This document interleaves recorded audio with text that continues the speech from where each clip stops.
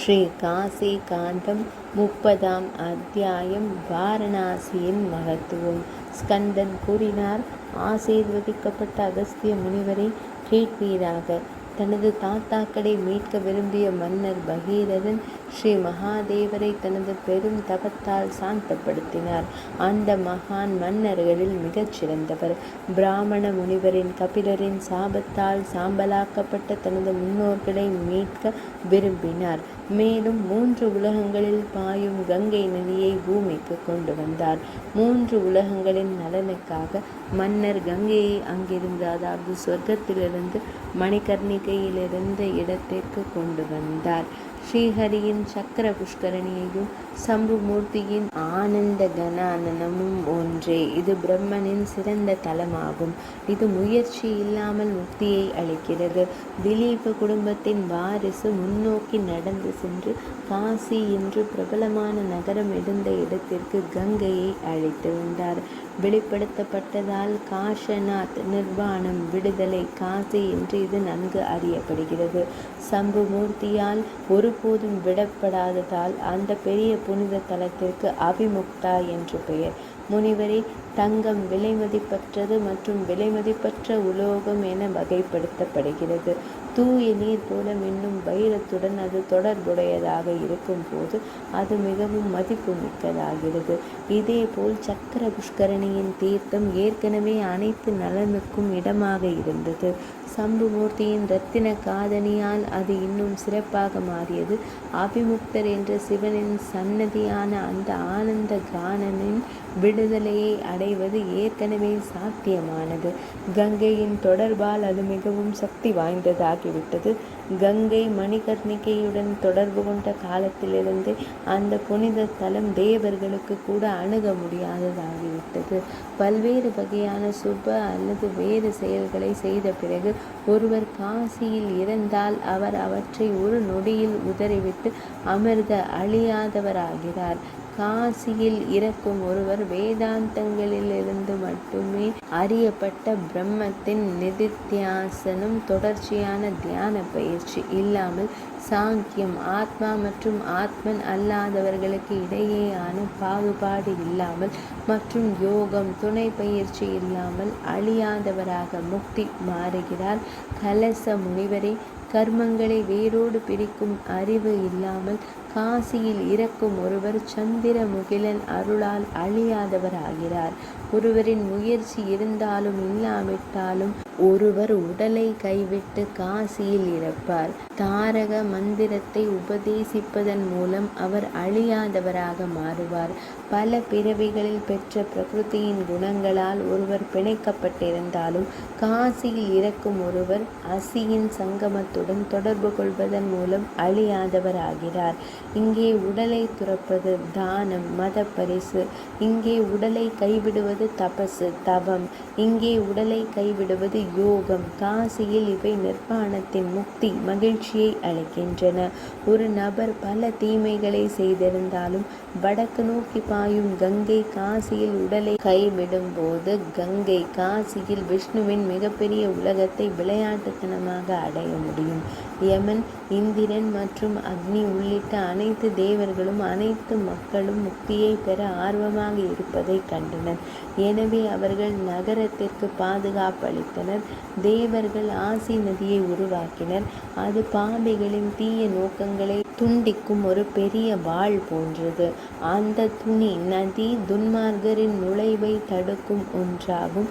தேவர்கள் அந்த புனித இடத்திற்கு அனைத்து தடைகளையும் தடுக்கும் வாரணையை உருவாக்கினர்.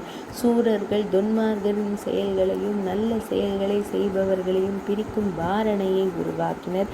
சூரர்கள் தெற்கில் ஆசியையும் வடக்கில் வாரணாவையும் உருவாக்கினர். இது புனித தலத்தை அதன் சக்தியில் பாதுகாத்து முக்தியை அளிக்கும். அதை உருவாக்கிய பிறகு அவர்கள் மன திருப்தியை அடைந்தனர். புனித தலத்தின் மேற்கு பக்கத்தில் சந்திர முகடு கொண்ட இறைவனை, தெஹாலி விநாயகரை, வாசலின் விக்னேஸ்வரர், பாதுகாப்பிற்காக உருவாக்கினார். இந்த மூன்றும் கருணையுள்ள பகவான் விஸ்வேஸ்வரால் அனுமதிக்கப்படும். இவர்களுக்கு மட்டுமே நுழைய அனுமதி அளிக்கிறது, வேறு யாருக்கும் அனுமதி இல்லை. இது சம்பந்தமாக மிகுந்த ஆச்சரியத்தை ஏற்படுத்தும் மற்றும் பக்தியை அதிகரிக்கும் ஒரு பழைய கதையை நான் கூறுவேன். ஸ்கந்தன் கூறினார், தெற்கு கடலின் கரையில் சேதுபந்தத்திற்கு மிக அருகில் தனஞ்சயன் என்ற ஒரு வணிகர் இருந்தார். அவர் தனது தாயிடம் மிகவும் பக்தி கொண்டிருந்தார். அவர் புண்ணிய செயல்கள் மூலம் செல்வத்தை ஈட்டினார். அந்த செல்வத்தால் பிச்சைக்காரர்களை திருப்திப்படுத்தினார். இந்த பிச்சைக்காரர்கள் தனது புகழை பரப்பினர். அவர் யதோதனின் மகனை தவறாமல் வழிபட்டார், அதாவது பகவான் ஸ்ரீகிருஷ்ணர். அவர் தனது செல்வ செழிப்பால் மிக உயர்ந்தவராக இருந்தாலும் இந்த பணிவு காரணமாக அவர் தலை வணங்கினார். அவர் நல்ல குணங்களை கொண்ட ஆகரராக இருந்த போதிலும் அவர் தனது சொந்த நல்ல குணங்களை சத்தமாக அறிவிக்கவில்லை. அவர் மிகவும் அழகான அம்சங்களை கொண்டிருந்ததாலும் அவர் மற்ற ஆண்களின் மனைவிகளை வெறுத்தார். அவர் அனைத்து கலைகளாலும் முழுமையாக பெற்றிருந்தாலும் அவர் தனது எழுச்சியை களங்கத்திலிருந்து விடுவித்தார். முனிவரே, அவரது தொழில் வணிகம் என்றாலும் அவர் பொதுவாக உண்மையை விரும்பினார். அவர் வர்ணங்களின் வெளியே இருந்த போதிலும் உலகின் உயர் சாதியினரால் அவர் பாராட்டப்பட்டார். அவர் சதா சரணகராக எப்போதும் நடந்து செல்வது, நல்லவர்களின் பாதையில் செல்வது இருந்த போதிலும் அவர் படகுகளின் மகிழ்ச்சியாக சென்றார்.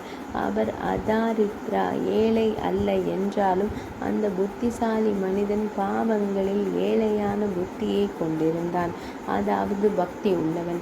காலத்தின் திருப்பத்தின் காரணமாக ஒரு காலத்தில் அவன் இவ்வாறு செயல்களை செய்து கொண்டிருந்த போது மிகவும் வயதானவனாகவும் நோய்வாய்ப்பட்டவனாகவும் இருந்த அவனது தாய் இறந்தாள். மேகத்தின் நிழல் போல நிலையற்றதாக இருந்த அவளது இளமை பருவத்தை மழை காலத்தில் ஒரு நதியின் வெள்ளம் போல மாற்றினாள். அவளுடைய சொந்த கணவர் அவளால் ஏமாற்றப்பட்டான். 3 அல்லது 4 நாட்கள் மட்டுமே நீடிக்கும் இளமை பருவத்தை, அதாவது ஒரு குறுகிய காலத்திற்கு அடைந்த பிறகு மாயையால் தன் கணவனை ஏமாற்றும் ஒரு பெண் முடிவில்லாத நரகத்திற்கு செல்கிறாள். அவன் நீதிமானாக இருந்தாலும் பெண் மனைவி தனது கற்பை உடைத்தால் கணவன் மிகவும் சிரமப்பட்டு பெற்ற சொர்க்கத்திலிருந்து விடுவான். எனவே கற்பு பெண்களால் பாதுகாக்கப்பட வேண்டும். தீய பெண் தானே விஷ்டகர்த்ரா, மலத்தின் படுபயங்கர ஆழம், நரகத்தில் விழுந்து அனைத்து உயிரினங்களும் அழிக்கப்படும் வரை அங்கேயே இருப்பாள். அதன் பிறகு அவள் ஒரு பன்றியாக பிறக்கிறாள். பின்னர் அவள் ஒரு பறக்கும் நரியாக மாறி அதன் சொந்த மலத்தை தின்று ஒரு மரத்தில் தொங்க விடுவாள். இல்லையெனில் அவள் ஆந்தையாக பிறப்பாள். பகலில் குருடனாகவும் ஒரு மரத்தின் குழியில் இருப்பாள். மிகுந்த முயற்சியுடன் இந்த உடல் புண்ணிய பலன்களின் கொள்கலம் இன்பத்தை தருவதாக தோன்றக்கூடிய மற்றொரு ஆணின் தீய தொடுதலில் இருந்து ஒரு பெண்ணால் பாதுகாக்கப்பட வேண்டும். ஒரு கற்புடைய பெண் தன் கட்டளையால் உதய சூரியனை இந்த ஒவ்வொரு உடலாலும் அசையாமல் இருக்கச் செய்தாள். ஆனால் அவளுடைய கணவனிடம் சரணடைந்தாள் அல்லவா? அத்ரி முனிவரின் மனைவியான அனுசுயா தேவி தனது கணவருக்கு சேவை செய்வதாக சபதம் செய்து தனது சொந்த கணவரின் சக்தியால் 3 கடவுள்களையும், பிரம்மதேவர், விஷ்ணுமூர்த்தி மற்றும் சிவபெருமான், தனது வயிற்றில் கருத்தரிக்கவில்லையா? தனது கணவரிடம் விசுவாசமாக இருப்பதன் மூலம் ஒரு பெண் இங்கே இந்த உலகில் விரிவான புகழையும் சொர்க்கத்தில் நிரந்தர வசிப்பிடத்தையும் பெற முடியும். மேலும் அவள் செல்வ தேவியின் துணையை பெற முடியும். அந்த பெண் தனஞ்சயனின் தாய் தனது தீய பழக்க வழக்கங்களால் தனது கணவனிடம் தனது நித்திய கடமையை கைவிட்டாள். ஒரு ஒழுக்க கேடானவளாக மாறி மரணத்திற்கு பிறகு நரகத்திற்கு சென்றாள். தனஞ்சயனை பொறுத்தவரை அவர் ஒரு சிவ யோகியுடன் இணைந்ததால் அவர் நீதிமானாகவும் பக்தி உள்ளவராகவும் ஆனார். அதன் மூலம் அவரது தவம் உயர்ந்தது. பக்தியுள்ள ஆன்மா கொண்ட தனஞ்சயன் தனது தாய்க்கு மிகவும் பக்தி கொண்டான். அவர் தனது தாயின் சாம்பலையும் எலும்புகளையும் சுமந்து கங்கைக்கு செல்லும் பாதையில் சென்றார். அவர் எலும்புகளை பஞ்சகவ்யத்தாலும் 5 விதமான பால் பொருட்கள், பின்னர் பஞ்சாமிரதத்தாலும் மிட்டாய், தேன் போன்றவை நீராடினார். பின்னர் அவர் யக்ஷகர்தமத்தை சிறப்பு வகை களிமண் பூசி மலர்களால் வணங்கினார். பின்னர் அவர் 5 வகையான துணிகளால் அவற்றை மூடினார். அதாவது நேத்திர வஸ்திரம், பட்டாம்பரா, சுரச வஸ்திரம், மிஞ்சிஷ்டவாசஸ் மற்றும் நேபாள கம்பல. அதன் பிறகு அவர் அவற்றை தூய களிமண்ணால் மூடினார். ஐயகோ, அந்த வணிகர் அவை அனைத்தையும் ஒரு செப்பு கலசத்தில் வைத்தார். அவர் முழுவதையும் சுமந்து சென்றார். வழியில் அவர் தாழ்ந்த சாதியை சேர்ந்த யாரையும் தொடவில்லை. தூய்மையுடன் அவர் வெறும் தரையில் இரவுகளில் படுத்து கொண்டார். ஏழை வணிகர் தனது பயணத்தை முடிப்பதற்கு முன்பு காய்ச்சலால் விழுந்தார். அவருக்கு நியாயமான கூலி கொடுத்து சுமை சுமக்கும் ஒரு காவலாளியை அவர் நியமித்தார். பானையில் பிறந்த முனிவரே, அதிக பேச்சு என்ன பயன்? அவர் காசியை அடைந்தார். தனது சாமான்களை பாதுகாக்க அங்கு காவலாளியை வைத்திருந்தார். தனஞ்சயன் சில உணவுப் பொருட்களை கொண்டு வர அங்காடியான கடை தெருவிற்கு சென்றார். ஒரு வாய்ப்பு கிடைத்த பிறகு காவலாளி செம்பு கலசத்தை ஒரு பணப்பெட்டி என்று நினைத்து மூட்டையிலிருந்து எடுத்துக்கொண்டு இல்லத்திற்கு சென்றார். அவர் ஓய்வெடுக்கும் இடத்திற்கு திரும்பினார். ஆனால் அவரை காணவில்லை. அதன் பிறகு தனஞ்சயன் அவசரமாக தனது மூட்டையை பார்த்தபோது அதில் கலசம் இல்லாமல் இருப்பதை கண்டார். அவர் ஐயகோ ஐயகோ என்று அழுதார். மார்பில் அடித்து கொண்டு மிகவும் புலம்பினார். அவரை தேடி அங்கும் இங்கும் சென்றார். கங்கையில் நீராடாமல் பிரபஞ்சத்தின் இறைவனை சந்திக்காமல் தனஞ்சயன் அந்த காவலாளியின் இருப்பிடத்திற்கு சென்றார். காட்டில் செம்பு கலசத்திற்குள் எலும்புகள் இருப்பதை கண்டார். அந்த காவலாளி அவர் ஒரு பெருமூச்சு விட்டார். அதை அங்கேயே வைத்துவிட்டு தனது இல்லத்திற்கு சென்றார். தொண்டை, உதடுகள் மற்றும் அன்னம் வறண்ட நிலையில் வணிகர் அந்த வீட்டை அடைந்தார். குடிசைக்குள் அவர் தனது துணியின் அந்த துண்டை கண்டார். அவர் நம்பிக்கையுடன், சிறிது நம்பிக்கையுடன் உணர்ந்தார். எனவே வாயிற்காரி மனைவியிடம், உண்மையை கூறுங்கள், பயப்படாதீர்கள், நான் நிச்சயமாக உங்களுக்கு அதிக பணம் தருகிறேன்.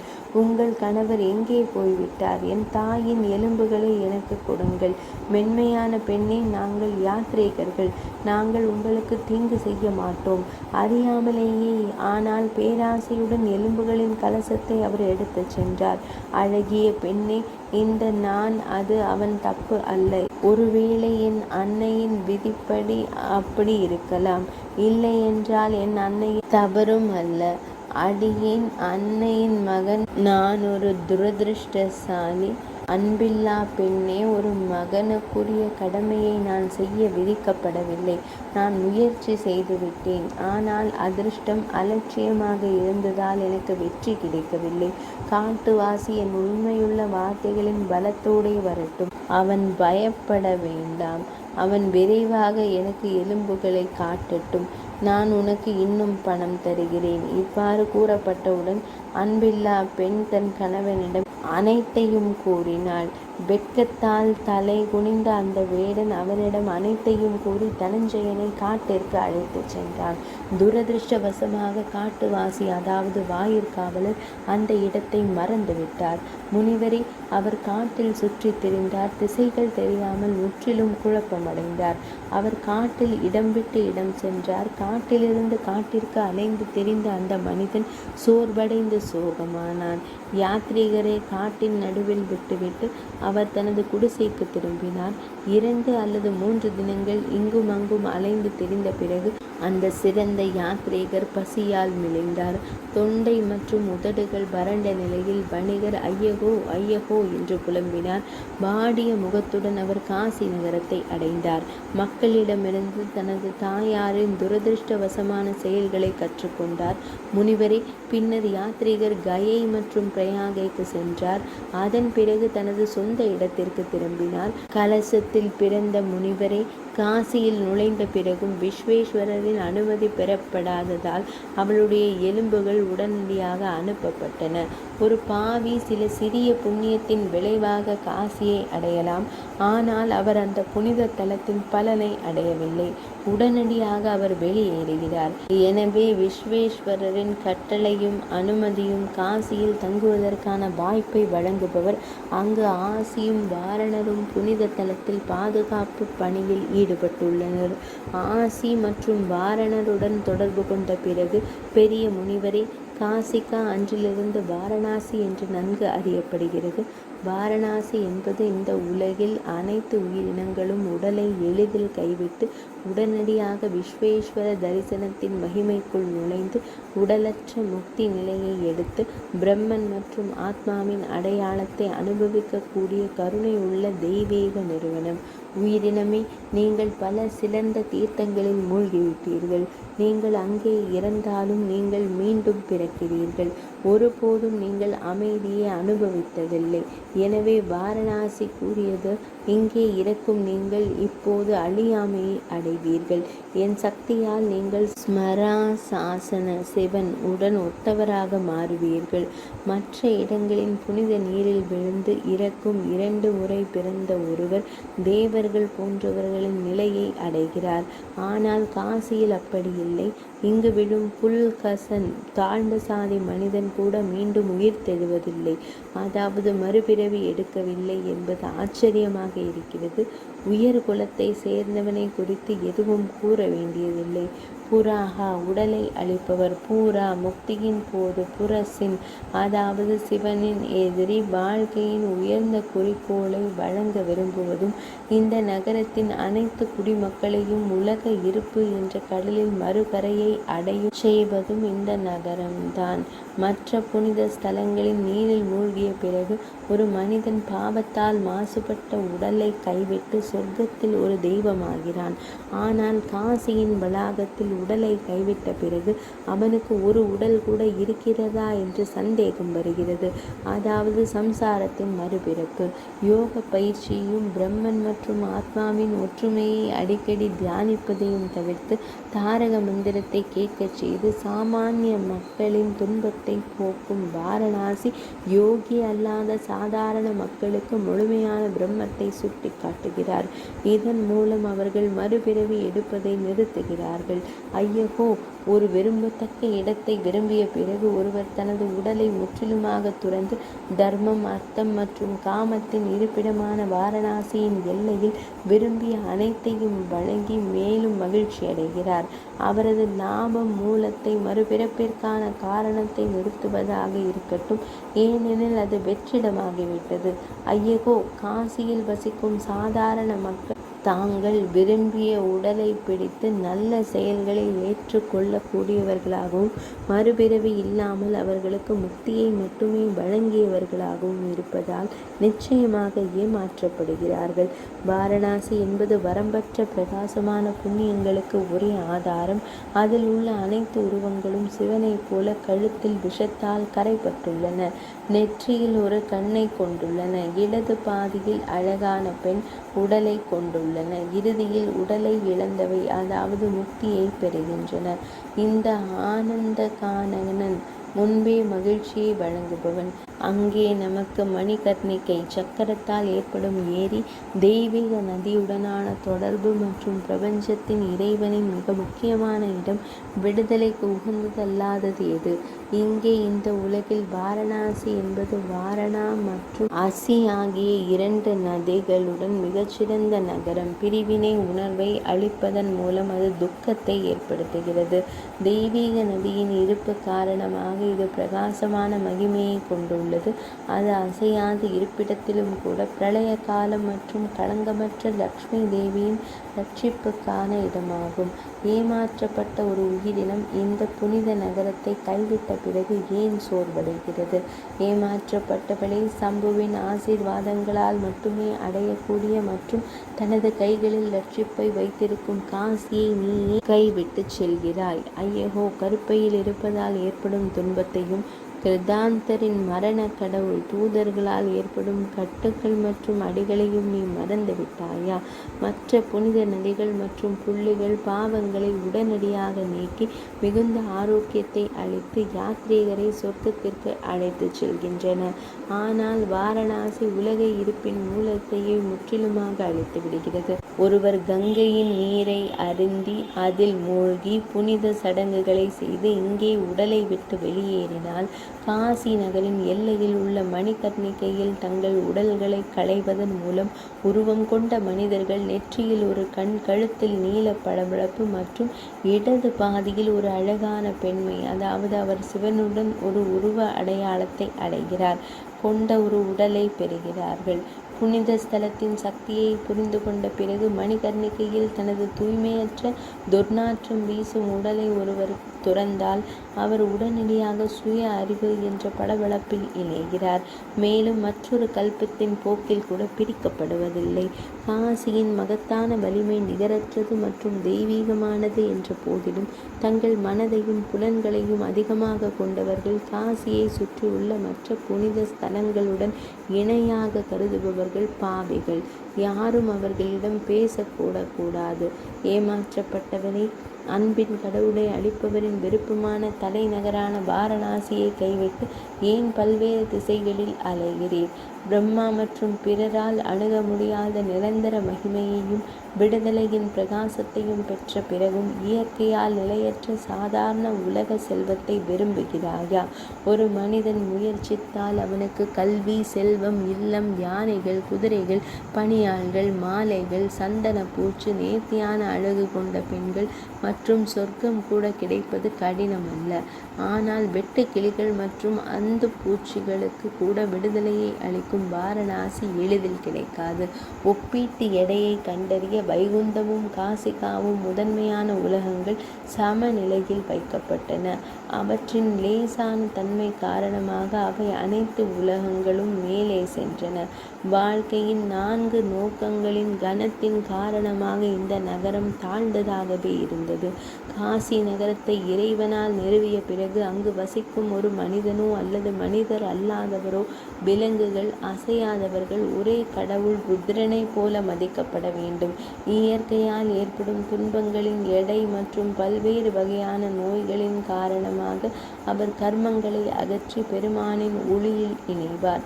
ஐயகோ, பிறப்பு மற்றும் இறப்பு, வலிகள் மற்றும் துயரங்களின் இருப்பிடமாகவும் காசியில் நிலையான துரதிருஷ்டங்களுக்கு உட்பட்டதாகவும் இருக்கும் உடலை துறப்பதன் மூலம் இந்த மயக்கமடைந்த உயிரினம் மிகப்பெரிய பேரின்பத்தின் இருப்பிடமாகவும் நிலையானதாகவும் இருக்கும் ஒரு அற்புதமான உடலை எவ்வாறு எடுக்கவில்லை? உடைந்த மணி உலோகத்தை புதிய ஒன்றுக்காக ஏற்றுக்கொள்வது போல. ஐயகோ, இந்த உலகம் மக்கள் வலியை தாங்குவது பரிதாபம். அதன் அறிவு அனைத்து செல்வங்களையும் அளிக்கும், ஆனால் அதன் முடிவு தவிர்க்க முடியாத பெரும் சக்தியின் துன்பங்களின் எடையால் பாதிக்கப்படுகிறது. காசி இந்த பூமியில் இருக்கும்போது ஏன் உலகம் துன்பப்பட வேண்டும்? இறக்கும் நேரத்தில் சிவன் காதில் ஏதோ ஒன்றை கூறுகிறார். அதனால் உயிரினம் மீண்டும் கருப்பை குகைக்குள் நுழையாது. காசி நகரத்தில் தங்கி ஒரு நாளைக்கு 2 அல்லது 3 வேளை உணவு உட்கொண்டு தனக்கு பிடித்த அனைத்தையும் செய்கிறான். மற்றொன்று, காற்றை மட்டும் உள்வாங்கி அனைத்து புலன்களையும் கட்டுக்குள் வைத்திருந்து காட்டில் வசிக்கும் தனிமையில் இருப்பான் என்ற 2 வகை மக்களில் காசியில் வசிக்கும் மக்களில் ஒரு சிறப்பு இருக்கிறது. காசியில் மரணத்தை சந்திக்கும் மக்களில் பாவங்களை செய்பவர்களுக்கும் புண்ணிய செயல்களை செய்பவர்களுக்கும் எந்த வித்தியாசமும் இல்லை. ஏனென்றால் இந்த வறண்ட இடத்தில் அவர்களின் கர்மங்களால் ஏற்படும் பாவங்கள் மற்றும் புண்ணியங்கள் விதைகள் முளைக்காது. ஏனென்றால் அவை சிவனின் கண்ணால் எரிக்கப்படுகின்றன. மலையின் மகளே, காசியில் இருக்கும் அனைவரும் அழியாதவர்களாகிறார்கள். அவர்கள் முயல்கள், கொசுக்கள், கொக்குகள், கிளிகள், குருவிகள், உப்புநாய்கள், நரிகள், குதிரைகள், பாம்புகள், குரங்குகள் அல்லது மனிதர்கள். மலையின் மகளே, காசியில் தொடர்ந்து வசிப்பவர்கள் பூமியில் தங்கியிருக்கும் என் உதவியாளர்களாக கருதப்படுகிறார்கள். அவர்கள் பயங்கரமானவர்கள் அல்ல. அவர்கள் ருத்ராட்சங்களாலும் முன்னணி பாம்புகளாலும் அலங்கரிக்கப்பட்டுள்ளனர். அவர்கள் பிறை சந்திரனை தாங்கி திரிபுரந்தரத்தால் புனித சாம்பலுடன் 3 இணையான கோடுகள் குறிக்கப்பட்டுள்ளனர். அவற்றின் எண்ணிக்கை என்னவாக இருந்தாலும் காசியில் தங்கியிருக்கும் அனைத்து உயிரினங்களும் நீரிலும் தரையிலும் நடமாடுகின்றன. மீன்கள், நரிகள் போன்றவை எனது ஆசீர்வாதத்தால் ருத்ரனின் உடல்களை பெற்றுள்ளன. உடலிறந்த பிறகு அவை என்னில் இணைகின்றன. தெய்வமே, மழையுடன் கூடிய ருத்ரர்கள் தங்கள் அம்புகள் சொர்க்கத்தில் மகிமைப்படுத்தப்படுகின்றன. வளிமண்டலத்தில் இருப்பவர்கள் காற்றை அம்புகளாக கொண்டவர்கள். அன்புள்ள பெண்ணே, பூமியில் இருப்பவர்கள் தான் உணவு தானியங்கள் அம்புகளாக உள்ளன. நூற்றுக்கணக்கான ருத்ரர்கள் கிழக்கு, மேற்கு, தெற்கு மற்றும் வடக்கில் நிறுத்தப்பட்டுள்ளனர். வேதங்களை ஓதுபவர்கள் மேலே நிறுத்தப்பட்ட ருத்ரர்களை குறித்து குறிப்பிடுகிறார்கள். எண்ணற்ற ஆயிரக்கணக்கான ருத்ரர்கள் பூமியிலும் உள்ளனர். காசியில் ஸ்ருதியில் குறிப்பிடப்பட்டுள்ள அனைவரையும் விட ருத்ர வடிவில் அதிகமான உயிரினங்கள் உள்ளன. எனவே கலச முனிவரே, அபிமுக்தர் ருத்ரவாசா ருத்ரர்களின் இருப்பிடம் என்று குறிப்பிடப்படுகிறார். எனவே காசியில் வெவ்வேறு சாதிகளை சேர்ந்த மற்றும் வாழ்க்கையின் பல்வேறு நிலைகளை சேர்ந்த அனைவரையும் மிகுந்த நம்பிக்கையுடனும் அவர்கள் தானே இறைவன் என்ற நம்பிக்கையுடனும் வணங்கும் ஒரு மனிதன் ருத்ரனின் நேரடி வழிபாட்டின் பலனை அடைகிறான். ஷ்மா என்ற சொல்லுக்கு இறந்த உடல் என்று பொருள். ஷ்னா என்றால் படுத்துக் கொள்வது என்று பொருள். முனிவரே, சொற்களை பயன்படுத்துவதிலும் அவற்றின் அர்த்தங்களிலும் திறமையானவர்கள் ஷ்மாஷானா என்ற வார்த்தையின் மூலத்தை இவ்வாறு விளக்குகிறார்கள். காசி மகாஷ்மானா என்று அழைக்கப்படுகிறது. ஏனெனில் பெரிய பூதங்கள், தனிமங்கள் இங்கே சடலங்களைப் போல கிடக்கின்றன. எனவே இது ஒரு பெரிய ஸ்மசான தகன பூமி. இறுதி அழிவின் போது பூமி தண்ணீரில் கரைகிறது. நெருப்பு வாயின் கடுமையான பள்ளத்தாக்கில் நீர் கரைகிறது. பெரிய நெருப்பு மாதிரீஸ்வனில் காற்று கரைகிறது. அது வியோமனில் ஆகாயத்தில் கரைகிறது. வியோமன் அகங்காரத்தில் கரைகிறது. அந்த அகங்காரம் 16 விகாரங்களுடன், அதாவது பொருட்களுடன், மகத்தில் புத்தி அல்லது பிரபஞ்ச அறிவு கரைகிறது. ஐயகோ, மகத் பிரகிருதியில் கரைகிறான். 3 குணங்களை கொண்ட அந்த பிரகிருதி பூமனுடன் தழுவி கொண்டிருக்கிறது.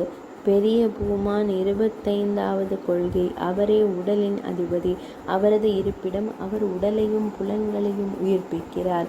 இது பிராகிருத பிராலயம் என்று அழைக்கப்படுகிறது. இதில் பிரம்மதேவர், ஸ்ரீஹரி மற்றும் ருத்ரர் ஆகியோர் கரைந்து போகிறார்கள். காலத்தை தனது வடிவமாக கொண்ட மகா ஈஸ்வரர் அந்த புருஷனையும் விளையாட்டுத்தனமாக உள்வாங்குகிறார். கற்றறிந்த மனிதர்களால் அவர் ஸ்ரீ மகாவிஷ்ணு என்று அழைக்கப்படுகிறார். அவர்கள் அவரை மகாதேவர் என்று குறிப்பிடுகிறார்கள். அவர் முடிவு, ஆரம்பம் மற்றும் நடு இல்லாத சிவன். அவர் ஸ்ரீயின் துணைவரான ஸ்ரீஹரி. அவரே பார்வதியின் மணாளரும் ஆவார். தைனாந்தின பிரளயத்தின் தினசரி அழிவின் போக்கில் ஹரன் சம்பர்த்தத்தின் பல எலும்புகளை தனது அலங்காரமாக கொண்டு தனது சொந்த நகரத்தை தனது திரிசூலத்தின் நுனியில் உயர்த்தி உயர்த்தி பிடித்துள்ளார். எனவே காசி கலி மற்றும் காலத்திலிருந்து, காலம் மற்றும் மரணத்தின் அழிவுகள் அதிலிருந்து விடுபட்டவள். ஸ்கந்தன் கூறினார். எனவே பிராமணரே, ஆனந்தகணனை வாரணாசி, காசி, ருத்ரவாசர் மற்றும் மகாஷ்மசானர் என்று குறிப்பிடுகிறார். தேவர்களின் தலைவரான சம்பு இவ்வாறு தேவியிடம் கூறினார். முன்பு ஸ்ரீ மகாவிஷ்ணுவிடம் கூறியது போலவே நானும் இதை கேட்டேன். இது உங்களுக்கு விவரிக்கப்பட்ட காசியின் பெரிய ரகசியம். பெரும் பாவங்களை அளிக்கும் இந்த புண்ணிய அத்தியாயத்தை மீண்டும் கூறுவதன் மூலமும் பிராமணர்களுக்கு இதை முழுமையாக சொல்வதன் மூலமும் ஒருவர் சிவலோகத்தில் மதிக்கப்படுகிறார். இனிமேல் பானையில் பிறந்த முனிவரே, நீங்கள் என்ன கேட்க விரும்புகிறீர்கள்? கூறுங்கள். காசியின் கதையை மீண்டும் மீண்டும் சொல்லப்படும் போது எனக்கு அது மகிழ்ச்சி அளிக்கிறது. 30ஆம் அத்தியாயம் நிறைவடைந்தது.